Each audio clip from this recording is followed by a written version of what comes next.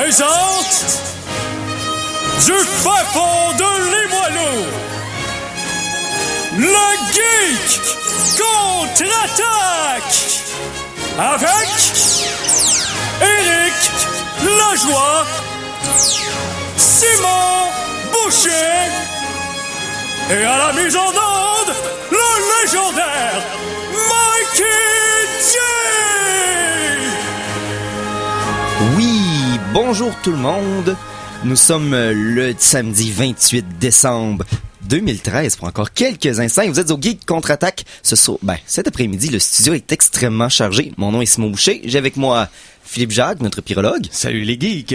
Nicolas Paquin, notre barbu impromptu. Le poil sur la soupe. Le docteur Monsieur Simon Trudeau. Bonjour. Bien le bonjour, pauvre mortel. Et bien sûr, le metteur en ondes, Monsieur Mikey G, légendaire et... Et bien sûr, R2D2, sa console. Ben oui. Bonjour tout le monde. Tu nommes ta console. Ben pourquoi pas? Moi, j'approuve à 100%. Elle est tellement sympathique. Tu nommes bien ta gerboise, toi? Oui. Au moins, ma gerboise, elle a un âme. Sa console aussi. Bon, ça reste à prouver. Ouais. Excellent. Donc, bienvenue à cette dernière émission de l'année, si mes mathématiques sont excellentes. Oh mon Dieu. Qu'allons-nous faire? On va Dernière année de 2013 et toujours pas d'apocalypse. Je sens que non. On est en retard là-dessus. Ça fait des années qu'on la demande. J'ai demandé au Père Noël, moi, cette année, j'ai demandé une apocalypse. Puis peut-être aussi, un événement global désastreux.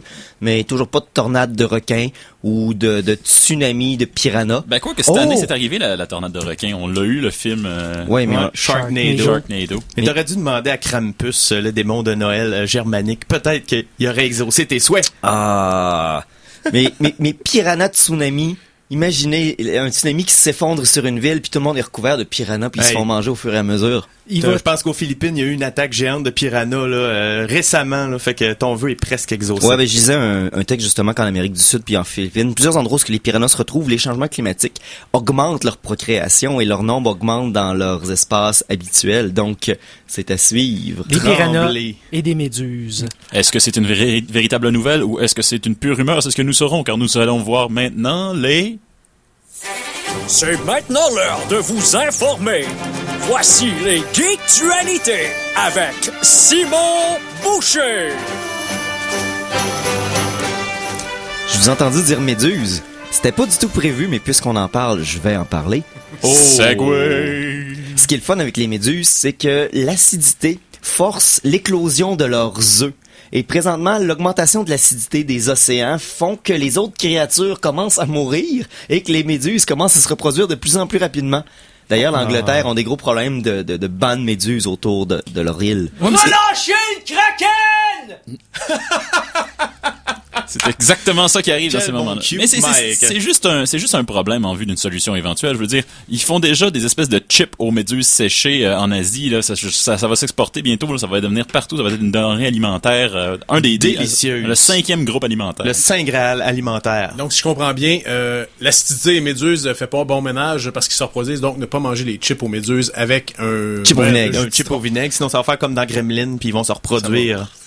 Surtout pas après dans votre minuit. bouche. Exactement. Donc, Simon, Geektualité. Oui, ici, c'est juste une théorie, c'est juste une thèse. Il n'y a rien de prouvé. Mais est-ce que vous avez vu vous vous rappelez peut-être le vieux film de Mario Bros? Oh mon Dieu, oui. Il Malheureusement existe pas. pour nous. Oui, est-ce que vous vous rappelez à un certain point, les méchants avaient utilisé un désévolutateur Et sur mon le Dieu. roi pour qu'il redevienne une sorte de champignon préhistorique? Oui, le verbe qui était utilisé dans le film était mycose. Voilà. Oui. Il y a le docteur, pardonnez-moi, Alison Woolard de l'université d'Oxford qui vient de développer une technique qui, selon lui, une théorie, pardonnez-moi, Alison, pas une technique. c'est pas une fille? Oui, probablement. Ouais. J'ai pas de photo. D'accord. Je vais y aller Il y a une photo, mais c'est un dinosaure. Je devine que c'est pas le... Oui. Qui serait peut-être possible de faire désévoluer des oiseaux pour recréer des dinosaures. Ah, d'ailleurs, au musée Red Pat, ici au Canada, il y a un chercheur, que j'ai pas son nom, là, parce que c'est à brûle pour point, mais qui travaille présentement sur l'ADN d'oiseaux pour recréer à l'inverse des dinosaures. Donc, c'est exactement la même... Donc, c'est une recherche conjointe. Là, Exactement. C'est fou. Donc, en allant chercher dans l'ADN beaucoup plus ancestral et les vieux gènes, on serait peut-être capable de éventuellement isoler les bons gènes et créer créer certaines créatures qui auraient plus de dinosaures que d'oiseaux en eux. Qui aurait cru que, en bout de ligne, c'est Super Mario Bros. Le film et non pas Jurassic Park qui aurait la solution la plus plausible à ramener les dinosaures sur Terre? Honnêtement, j'aurais jamais cru. Incroyable. Faire confiance à Mario Bros, le film, c'est mon credo maintenant. D'accord. Sinon... Sinon, Oui, parlons un petit peu de pirates. De pirates informatiques, bien sûr, parce que c'est la fin de l'année. Là, j'ai 2 petites nouvelles qui parlent un petit peu de ça. La première ici, c'est que bon, là, il y a beaucoup de compagnies qui font des retours sur cette année. C'est à quoi les films les plus piratés, les séries télé et la musique la plus piratée. Mais certains utilisent ces informations-là et les piratent pour le bien. Le band Iron Maiden, oui. Ah, je l'avais dans mes notes! Tu m'as volé ma news! Désolé. Ben, vas-y, continue. Ben, d'ailleurs, c'est ça, la guerre à la piraterie est depuis Internet, ça fait des décennies qu'on les bands essaient de se battre. On se souvient de Metallica versus Napster. Metallica versus le monde. Mais ça n'avait rien changé, mais Iron Maiden a décidé de tourner ça à leur avantage. Et ils ont utilisé un logiciel qui relatait tous les algorithmes des downloads des BitTorrent afin de savoir le téléchargement. Oui, et voilà, merci. Et afin de savoir les zones où ce qu'il y avait le plus de téléchargements de leurs chansons dans le monde. Et ça a donné que c'était en Amérique du Sud, plus particulièrement le Brésil. Donc, ce qu'ils ont décidé de faire avec ça, c'est de lancer une tournée, d'aller visiter les pirates. Et ça a donné des résultats géniaux. La tournée a fait des revenus de 2,5 millions US et la base de fans a augmenté de 5 millions de plus sur les médias sociaux après la tournée. Et grâce à ça, c'est devenu l'une des 1000 compagnies qui ont inspiré la Grande-Bretagne dans un top 1000. Iron Maiden étant une compagnie. Okay. Ouais, c'est tellement big que c'est... on dit souvent que la musique est une business, hein, donc sont cotés à la bourse. Je peux pas te garantir, mais... Iron Maiden Holdings, probablement. Mais c'est une technique qui peut être aussi utilisée à mauvais espoir, mauvais escient, mais maladroitement. Est-ce que vous vous rappelez de la vieille émission Dollar à Clip? À Musique Plus. Oui. Bon, dans le fond, c'est Louis-José Hood qui animait ça. Il sortait les pires vidéos de la banque de Musique Plus, puis il faisait passer, c'était comique, c'était drôle.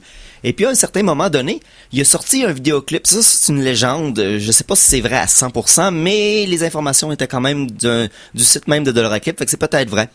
Un des groupes qui s'appelait Father and Son. Oh oui, Can-Am. Avait sorti, avait eu un influx d'usagers sur leur site web et était capable de voir par les Google Analytics que ça venait principalement de Montréal. Et on dit, allons faire un show à Montréal. Et presque personne ne s'est pointé. Ah, d'ailleurs, cette chanson de Father and Son, Can-Am, je vous la mettrai sur le Facebook parce que c'est trop rigolo. Ah, c'est à la limite du mauvais goût. En souvenir à la limite du mauvais goût, c'est drôle, la limite est pas aussi loin, est plus loin que je pensais. Alors, en l'honneur de Father and Son, il se mérite le trombone de la journée. Oh! Merci Mike. Continuons en parlant de piraterie Internet. Pour une autre année de suite, il y a plus de personnes qui ont piraté Game of Thrones que de personnes qui l'ont écouté. Yay! D'ailleurs, j'ai le top 10 ici des shows les plus piratés de 2013. Hey, on se penche chez les pieds, mon grand. Ah, ben là, tu m'as laissé faire, fait que je te laisse celui-là. Non, vas-y. Donc, t'as commencé avec Game of Thrones. En deuxième, oui. On a Breaking Bad. Oui. En troisième, sans surprise, The Walking Dead. En quatrième, The Big Bang Theory. En cinquième, on a Dexter. OK. En sixième, on a How I Met Your Mother. Oui. En 7, on a Suits, que je ne connais pas. En 8, on a Homeland. En 9, on a Vikings. Et en 10, on a Arrow. Donc 7, 8, 9, 10, jamais écouté. Je suis dans le top 6, assurément. D'ailleurs, j'ai vu un extrait de Vikings avec un de mes amis. Et je pourrais dire que ça ressemble un peu à Rome. C'est très violent, un peu historique. Mais ça avec semble... plus de Nicolas Paquin. Peut-être, ben oui, plus de barbu. Plus de cornes. C'est ça, ça semble très intéressant comme show. OK, bon ben, les téléchargements illégaux ne mentent jamais. Voilà. Donc, on pourrait peut-être continuer. Oh oui, bonne nouvelle. Pour ceux qui sont fans de Lego, ils viennent de sortir un modèle Lego du rover martien, du véhicule martien.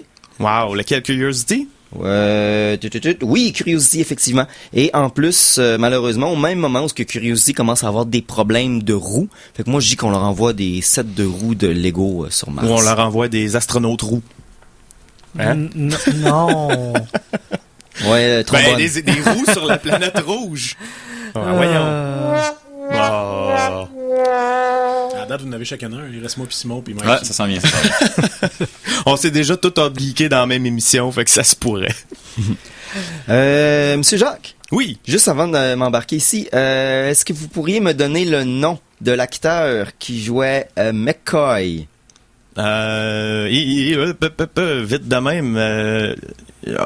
DeForest Kelly. J'avais tellement le rebound sur ça.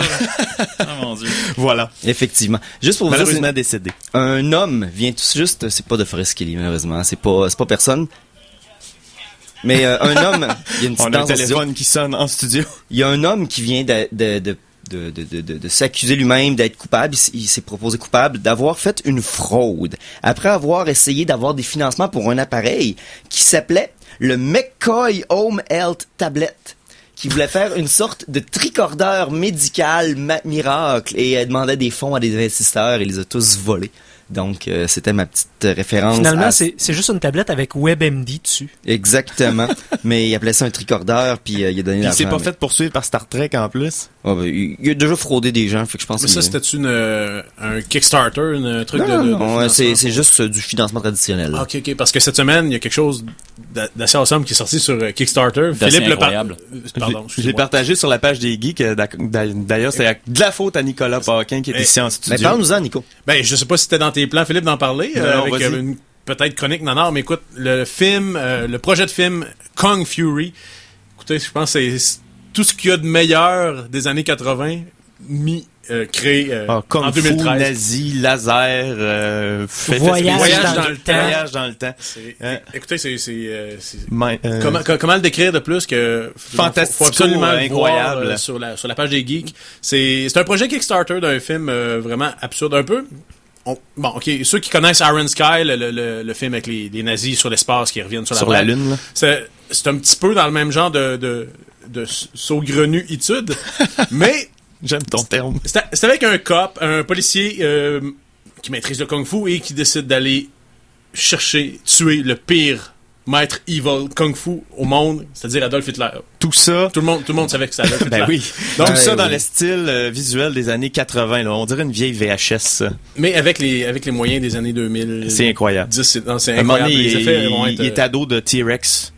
Oui, parce qu'il recule trop loin dans le temps. C'est ça. Fait que, il va chercher une viking, puis une femme Thor. viking qui appelle Thor. qui appelle Thor, qui mesure 50 pieds, Ils font 3 équipe. tonnes et demie. Ah non, c'est génial. D'ailleurs, ce Kickstarter-là, est-il encore en vie? Ben, je pense que c'est tout récent, donc il doit y avoir encore un bon bout de temps là, pour qu'on puisse Donc, contribuer. suivez Donc, le lien sur la page des Geeks Contre-Attaque Kung si ça vous Fury. intéresse. Oui. Donnez généreusement pour encourager la médiocrité savoureuse de notre époque. Donc, je pense qu'on va prendre quelques instants pour se divertir les oreilles parce que jusqu'à présent, on a eu beaucoup de trombones puis je préférais qu'on entende autre chose que le trombone. La chanson de la semaine. Ben, sinon, je vais te décevoir parce que dans la chanson que je te présente, il va y avoir du trombone. Et beaucoup de trombone. Car dans cet événement festif qui est l'arrivée du Nouvel An et, je dirais, la dernière des Geeks Contre-Attaque de 2013, j'ai décidé de mettre une chanson que ça faisait longtemps que je voulais. La Cantina Band, qui est tirée de la bande originale de Star Wars par John Williams en 1977. On y va en musique.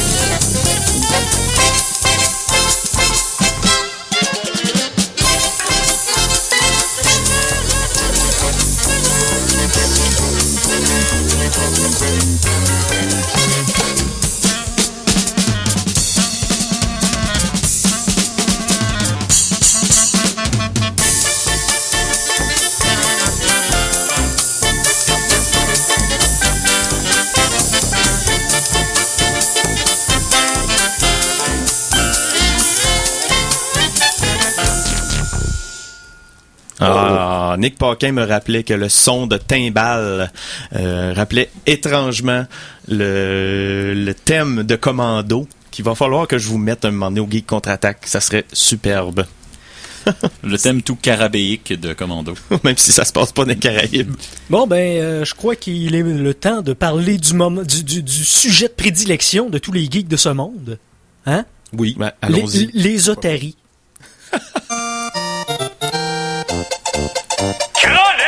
Otari! Oh, un Otari de moins sur la Terre. Les otaries sont des mammifères marins descendants de créatures proches du rat musqué. Ah non, je voulais dire Atari. Excuse-moi. Bon, les Atari sont des... Hey, bonjour tout le monde! Cette semaine, c'est moi qui m'occupe de la chronique jeux vidéo. En fait, c'est une chronique rétrospective qui se veut être mon top 5 des meilleurs jeux indie de l'année. La semaine passée, je vous ai fait mon top 5 des meilleurs films de science-fiction peu vus. Eh bien, je continue dans mon obscurité avec des jeux auxquels vous n'avez probablement pas joué. Ou si vous avez joué... vous avez des geek points. Vous avez des geek points. Vous avez des crédits de geek. qu'on est obscur. Vous avez vous avez de l'obscurité en prime. C'est comme être hipster, mais de jeu. C'est ça. Et puis jeu. Je commence tout de suite en tassant tout de suite les jeux les jeux conventionnels, les jeux 3A, les jeux dits mainstream auxquels vous avez probablement joué, qui gagnent les top 5 un peu partout. Alors je les écarte du revers de la main, les Grand Theft Auto 5, Super Mario 3D World, Assassin's Creed 4, Last of Us et BioShock Infinite. Ben, la nouvelle version aussi de Solitaire sur Windows 8 qui a maintenant des achievements. Ne ternis pas mon plaisir, s'il te plaît. Et on dit des accomplissements. Alors, si vous allez sur n'importe quel site internet de review de critiques de jeux, si vous allez sur des critiques de jeux, vous allez voir ces jeux-là affichés. C'est pas mal. On s'entend pour dire que c'est environ les meilleurs jeux de l'année. S'ajoute à ça ma surprise et ma déception de l'année que je garde pour la fin. Mais passons tout de suite. Est-ce que c'est la même ou c'est deux différents? C'est deux différents. Ah, ça a été drôle. Et passons tout de suite à notre top 5. Numéro 5! Spoiler, il va en avoir 4 autres. Oh oui. Mon numéro 5 est quelque chose qui s'inscrit un peu dans la lignée de ce dont vous parliez juste avant la pause musicale, puisque ça se passe entièrement dans l'esthétique des années 80 et c'est un petit peu n'importe quoi, un trip, c'est ce qui se rapproche le plus possible d'un trip d'acide mis en jeu vidéo et je parle bien entendu de Far Cry Blood Dragon? Absolument pas. Ben non, parce que là, on était dans les triple A, essaye pas. On n'est pas dans les okay. Non, je pensais qu'il était Je parle bien entendu de Miami Hotline, que j'ai malheureusement... Hotline Miami. Hotline Miami, pardon. J'ai fait une erreur parce que sur ma tablette, j'ai écrit Miami Connection. Alors que c'est seulement le film avec des ninjas qui est et des motards. Et des motards. Alors c'est pas la même chose. Mais Hotline Miami, qu'est-ce que c'est? Vous jouez un homme sans nom qui se lève un bonjour et qui a un message sur sa boîte vocale, en fait son répondeur dans la fin des années 80, et qui lui dit d'aller à tel endroit pour brutalement meurtrir, assassiner tous les gens qui seront présents sans aucune explication. Vous vous faites donner un masque d'animal, vous rentrez là avec vos poings, vous prenez tout ce qui vous tombe sous la main et vous balancez une raclée à tout ce qui se trouve sur place. Juste avant qu'on continue, je tiens à spécifier que j'ai un masque d'animal en latex. Oui. Donc c'est un peu un Dead Rising, mais on remplace les zombies par des êtres humains. C'est des êtres humains, ça se passe à Miami et c'est totalement au début, ça a l'air absolument injouable. C'est vu de haut, c'est des graphiques, les pixels sont grosses comme mon poing, mais ce qui se passe, c'est que plus on vous entre dans ce jeu-là, au début, vous y allez tranquillement, vous promenez entre les différentes chambres et puis des fois, vous placardez un gars puis vous attendez, là, vous savez que les armes à feu attirent l'attention, vous êtes discret, mais au fond, non, c'est pas ça qu'il faut faire. Faut rentrer à toute blinde, massacrer le plus de personnes possible, ressortir et le tout se fait à une vitesse faramineuse. À la fin, on atteint une espèce de zone dans laquelle on devient une machine à tuer absolument démente. C'est probablement un ancien programme d'entraînement militaire de l'armée américaine qui ont reconditionné un jeu vidéo et ça a l'air le tout sous musique psychédélique new wave avec des graphiques néons qui flashent en permanence à chaque fois que vous faites un meurtre. C'est parfait pour quiconque a l'épilepsie dans votre famille. Et c'est donc un jeu qui au début a l'air d'un ennui absolument totale, mais au fur et à mesure que ça avance, ça devient absolument... ça crée une dépendance. C'est un jeu extrêmement violent et dans lequel la violence est Récompensé. absolument pas. Profondément pas récompensé. Okay. On vous donne des choses comme vous allez après vos missions, vous allez voir, vous allez au dépanneur, vous allez au bar et on vous donne des affaires gratuites parce que vous avez fait des affaires incroyables et ça vous donne strictement rien. Vous rentrez à la maison, un moment donné, vous sauvez une fille puis elle vient habiter avec vous et vous pouvez strictement rien faire avec. Vous vous réveillez dans votre appartement au début à chaque jour, ouais. chaque mission, puis on a un nouveau message sur le téléphone, puis il y a peut-être un petit article de journal qui traîne à quelque part que vous êtes absolument pas obligé de regarder. Il se passe rien. C'est complètement surréaliste et c'est à recommander. Donc, juste à vous dire, présentement, 3,39 sur Steam, 70% de rabais. Bon. Donc, ce jeu Ils sont principalement- probablement tous disponibles sur Steam à grand rabais, donc Je suis au courant. Simon nous tient au courant. Oui. Donc, ça se joue principalement sur sur ordinateur. Mais là sur console aussi. Numéro 4!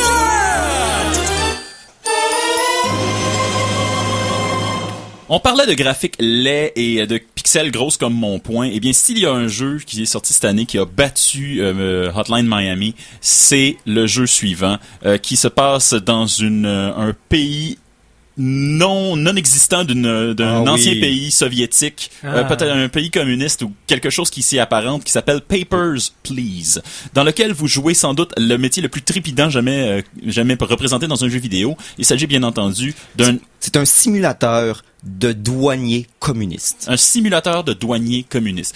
Quoi de plus palpitant que de travailler à la douane et de devoir déterminer si la personne qui se présente en face de vous a le droit ou non de passer dans votre petit paradis communiste. Le jeu en tant que tel, le concept est absolument ennuyant, absolument aberrant. Vous devez identifier des papiers et au fur et à mesure que les jours avancent, il y a de plus en plus de règles, de plus en plus obscures, de plus en plus de choses à vérifier et de plus en plus de monde qui se présente à votre guérite et vous devez identifier pour savoir si c'est des vrais papiers ou des faux papiers, si c'est des criminels recherchés. Vous pouvez les détenir. Il y a des gardes de sécurité qui vous donnent de l'argent si jamais vous détenez du monde sans aucune raison. Bien entendu, à travers ça, votre motivation, c'est que vous devez faire vivre votre famille. Vous vivez avec votre fils, votre femme, votre belle-mère et votre père dans un appartement qui est bien en delà qui sont pas capables dans lequel ils sont pas capables de survivre. Et vous devez déterminer à la fin de votre journée, puisque votre emploi ne vous rapporte strictement pas assez, vous devez déterminer qui va manger, où vous allez aller économiser votre argent, est-ce que vous allez mettre du chauffage aujourd'hui ou vous allez attendre à demain pour garder un petit peu d'argent. Et donc, chaque jour, vous avez un compteur, quand votre journée commence, vous avez une petite horloge qui commence et vous devez passer le plus de monde possible. Donc, vous avez la pression du temps, en plus de devoir vérifier de plus en plus de contenu sur chacun de ces Moses de papier-là qui deviennent de plus en plus obscurs et les règles deviennent de plus en plus invivables. Et vous avez... et il y a des coups terroristes qui sont en train de se monter une fois de temps en temps et vous devez les identifier. Oui. C'est le jeu idéal finalement pour quiconque adore son emploi. C'est le jeu idéal pour vous rendre compte que finalement vous n'êtes pas vraiment malheureux dans la vie. Parce que Il y a des full scanners aussi. il y a vous pouvez scanner les gens, vous faire des fouilles à nu ou presque, chercher s'ils ont des armes cachées, faire des empreintes digitales. Vous devenez un enquêteur officiellement et c'est un jeu je ne dirais pas que c'est un jeu qui est très agréable à jouer. Non, C'est un jeu très sexy. C'est un jeu, vous pouvez quand même déshabiller du monde pour faire des fouilles, mais c'est pas de ça qu'on parle. Donc, je parle en termes d'attraction de jeu. Hein. Premièrement, c'est extrêmement laid. Ça pèse un gros total de 40 MB. C'est vraiment laid. C'est des grosses pixels et mais tout ça donne une esthétique, une personnalité extrêmement propre à ce jeu-là. Je connais aucun autre jeu qui a ce type de personnalité-là. C'est froid et soviétique. Simon Boucher me montre des screenshots depuis tantôt. images. Oui, et c'est juste des papiers avec des photos en pixels. Ça a l'air moche. Ça a l'air du pire devoir d'administration que vous avez jamais eu à faire. Et c'est ce qui fait que c'est soviétique, ça devient oppressant, opprimant, et vous avez l'impression tout le jour, parce que il y a toujours l'impression de votre famille qui attend à l'autre bout, qui peut mourir. Les membres de votre famille peuvent mourir de faim, de froid, de froid ou d'oppression ou d'être soupçonnés de quelque chose. Et vous en avez la responsabilité. Donc c'est le Tamagotchi soviétique. C'est le Tamagotchi soviétique, lourd, opprimant, pas très agréable à jouer, mais crée une dépendance presque inexplicable à toute cette paperasse. D'ailleurs, présentement, à 6,69 sur Steam, 33% de rabais, mais je l'ai vu à moins de 5$, donc jusqu'au 2 janvier pour checker les rabais, parce que il y en a beaucoup. Donc, d'ailleurs, l'année prochaine, il va y avoir la suite. Ça va s'appeler Complexe G, le jeu. Donc, peu importe. Nous allons passer en pause publicitaire quelques minutes et on vous revient dans 3-4 minutes au Geek Contre-Attaque avec les 3 meilleurs jeux indépendants de l'année par le professeur Trudeau. Oh oui. CKRL 89.1. J'ai fait cet étrange rêve où nous étions tous deux, debout sous un ciel ténébreux, à remâcher les mêmes vœux, pris dans cette position fatale, à se crier comme il fait mal de rester là.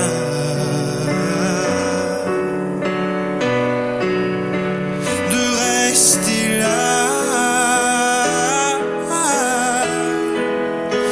de rester là.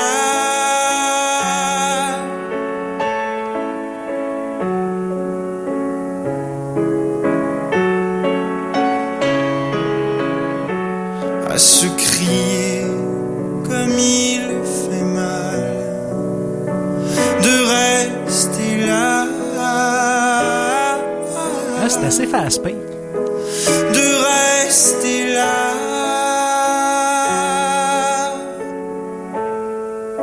Cultive tes goûts. Vous possédez une carte de membre de CKRL? Économisez 15% à chaque fois que vous faites un achat au pub Le Dorsey au 65 rue de Buade. La carte de membre de CKRL, c'est pratico-économique. Tous les dimanches dès 15h, l'émission Les Oreilles ailleurs vous est offerte par le Café Babylone. Lieu de rencontre et de dépaysement, le Café Babylone est une invitation permanente à la découverte culinaire. Avec une cuisine aux saveurs d'ailleurs, ouverte sur tous les horizons du monde, ses soirées musicales thématiques, ses mardis swing et ses concerts découvertes du samedi.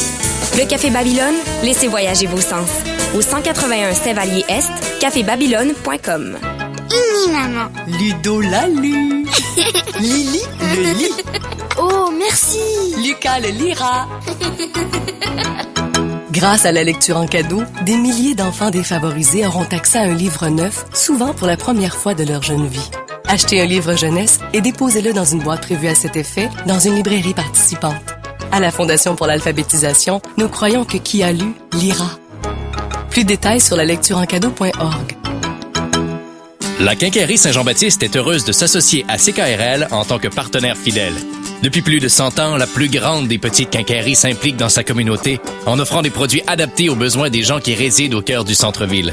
Que ce soit pour des produits en plomberie, électricité, la taille de vos clés ou la coupe de bois, ou pour toute la gamme de couleurs pour vos besoins en peinture de marque Sico et Rona, la Quincaillerie Saint-Jean-Baptiste sous l'enseigne du Marchand Rona est ouverte 7 jours pour vous servir. 298 rue d'Aiguillon, 88 525 5212. Devenez notre ami Facebook.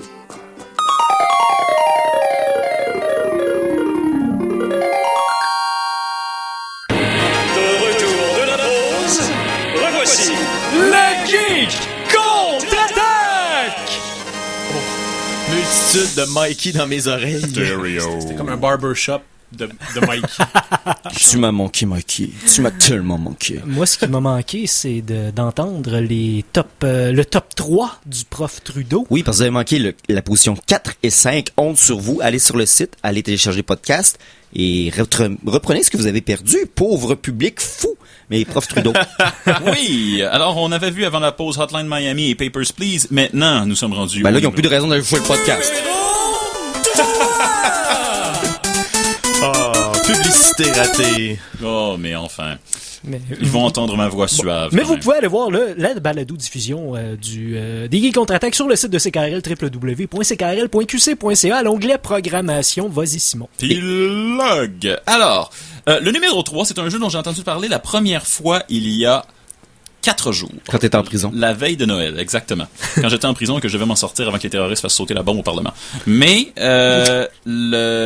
donc j'ai entendu parler de ce jeu-là pour la première fois il y a 4 jours et je me suis rendu compte que c'était beaucoup de gens qui avaient joué à des jeux indie cette année en avaient fait la critique, une critique très élogieuse et je suis allé me le télécharger parce qu'il était, comme de raison, en rabais sur Steam. Non. Et j'ai joué à ce jeu-là et croyez-moi, j'ai peine à expliquer à quel point j'ai été chamboulé par ce jeu-là. Ça s'appelle Gone Home. Et c'est un jeu dans lequel il ne se passe strictement rien. C'est-à-dire que vous jouez le rôle de Caitlin qui revient, qui est une jeune étudiante au pair qui est allée étudier à l'étranger, qui revient dans sa grande, vaste maison de sa famille en Oregon et qui trouve un papier sur la porte, un papier de sa sœur qui lui dit dis pas aux parents ce que j'ai fait, je suis pas là, dis pas aux parents ce que j'ai fait. Et vous rentrez dans la maison et vous commencez à investiguer, vous commencez à faire des recherches, savoir qu'est-ce qui se passe, qu'est-ce qui s'est passé ici, pourquoi il y a personne, pourquoi il y a des passages secrets dans la maison, qu'est-ce qui se passe réellement dans cette histoire-là. Et c'est absolument et totalement terrifiant. Mais il n'y a aucun danger. Okay. C'est vraiment un jeu qui est de la pure ambiance, de trouver des papiers, des morceaux de la vie. C'est essentiellement l'histoire de votre sœur que vous retracez.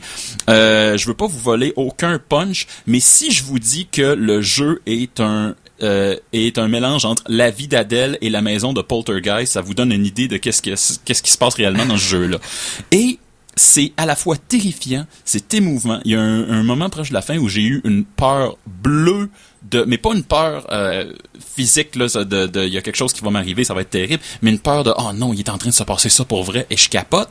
Je les compte sur les doigts d'une seule main les jeux qui ont été capables de me faire vivre des émotions comme ça. Ça dure 2 heures. Peut-être 3 si jamais vous êtes extrêmement méticuleux et que vous voulez regarder toutes les pochettes de toutes les affaires parce que vous pouvez prendre les objets et les inspecter puis c'est juste ça que vous pouvez faire. Vous pouvez absolument pas tirer du fusil. Étrangler des serpents. La chose la plus... Les 2 actions que vous pouvez faire à part ça, c'est ouvrir des portes et ouvrir des lumières. C'est purement un jeu d'investigation et c'est touchant, c'est émouvant, je vous dis, c'est terrifiant. À un moment donné, vous tombez sur... vous vous rendez compte que votre sœur avait un hobby de chasser les fantômes qui restent dans la maison et à un moment donné, vous commencez à vous demander quand est-ce que moi je vais me mettre à voir des affaires et ça devient stressant et ça devient...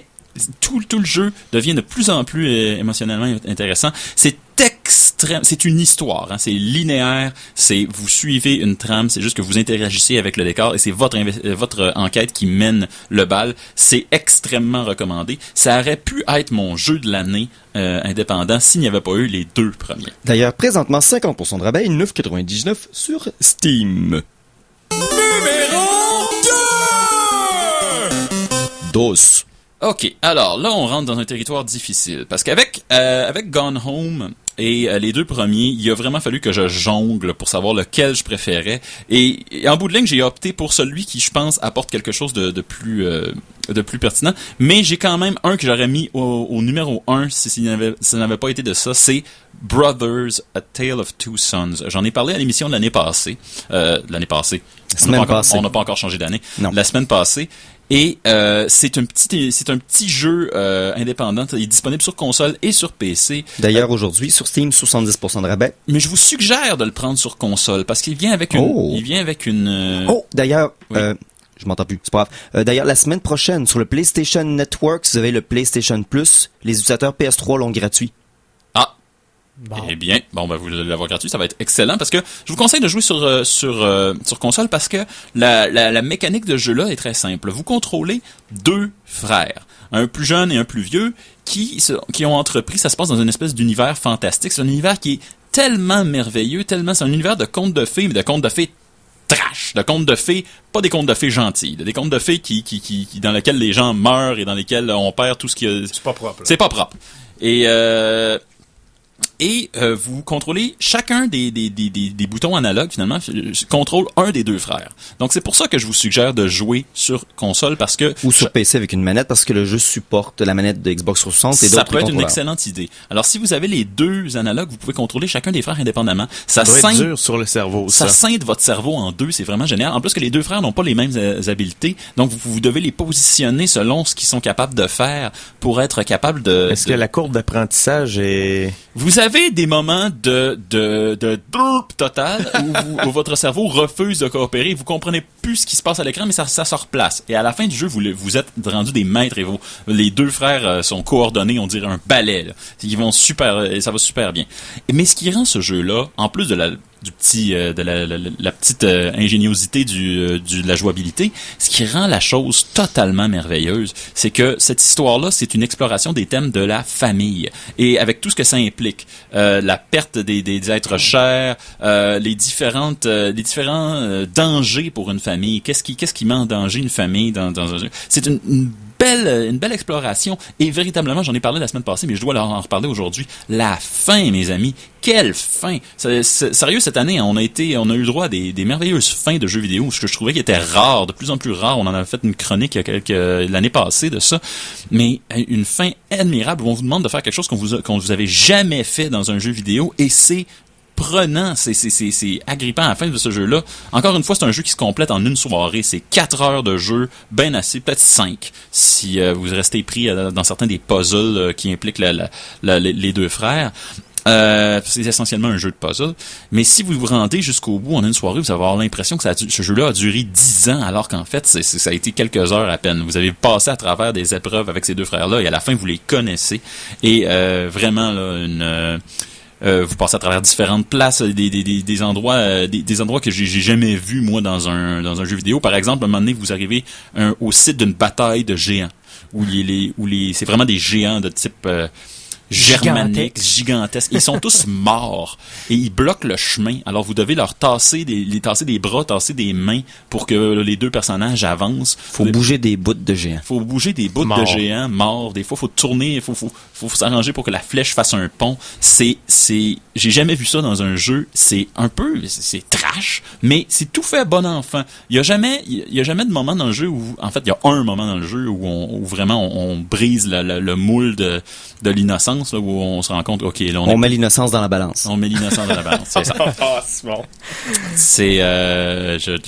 J'espère ne pas jamais entendre ce commentaire-là. Donc, ça, c'est mon numéro 2. Et vraiment, ça aurait été mon jeu de l'année, ça aussi. Mais le numéro 1 est trop important. Ouh.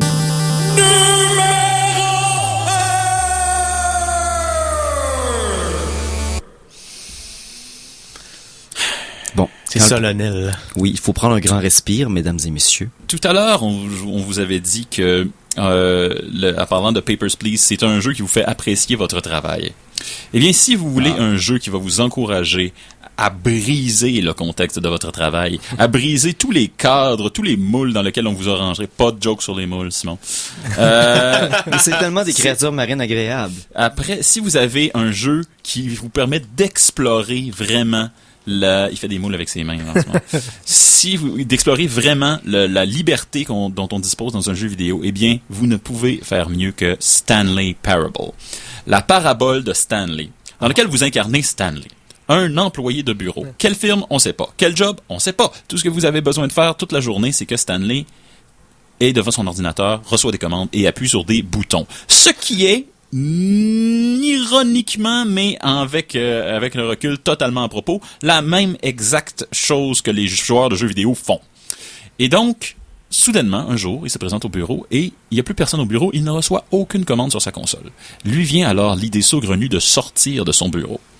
Ouh. Et tout ça narré par une voix suave d'un narrateur qui vous indique exactement ce qui est en train d'arriver à Stanley. Alors, Stanley sortit de son bureau, se dirigea à travers les autres bureaux. Voyant qu'il n'y avait personne, il se trouva devant 2 portes. Il choisit de prendre celle à gauche. Le narrateur vient de vous dire que vous devez prendre celle de gauche.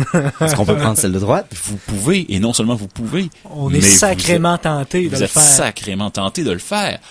Vous pouvez suivre l'histoire du narrateur jusqu'au bout, en suivant totalement ce qu'il vous dit, ou vous pouvez aller au contraire, totalement à l'inverse. Et le narrateur saute une note. À un moment donné, vous trouvez un placard à balai dans lequel il n'y a rien.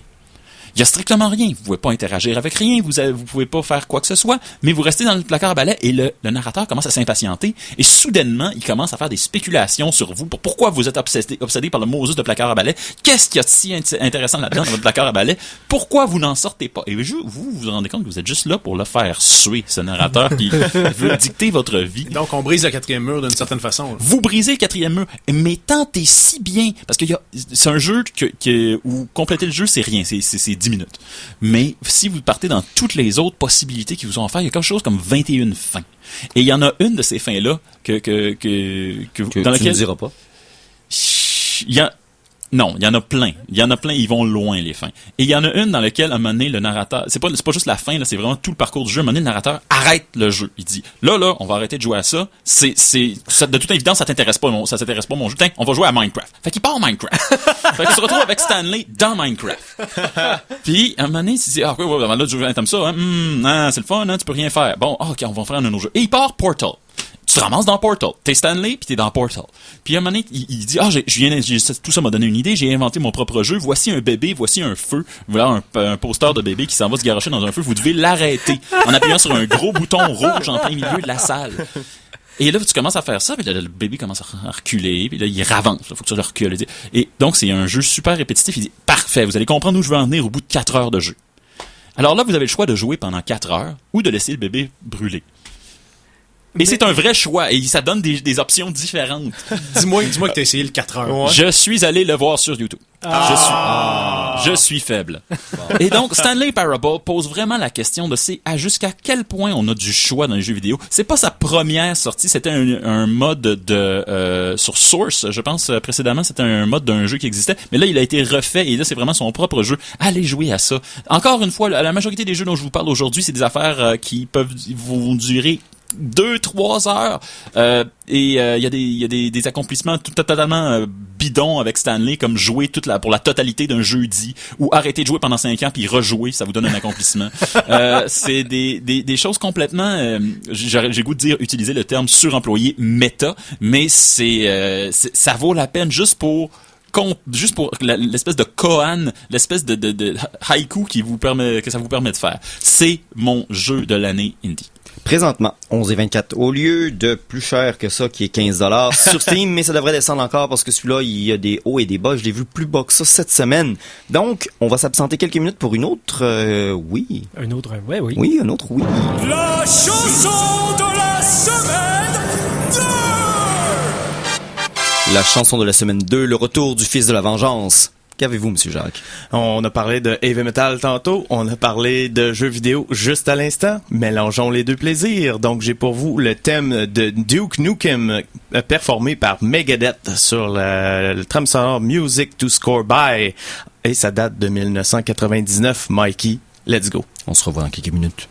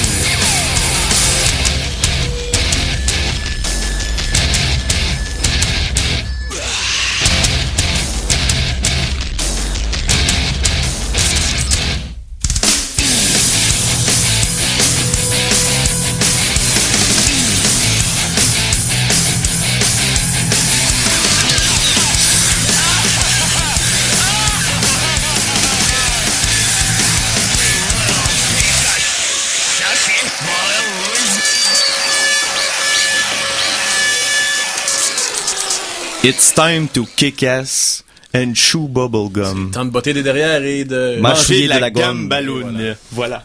De la gomme à bulles. Et J'ai une gomme à bulles. je n'ai plus de gomme ballon, donc Simon Trudeau. Est-ce que c'est Duke Nukem ou c'est Ash? C'est Ash qui dit ça en premier. Non, c'est pas Ash, c'est dans They Live. They Live.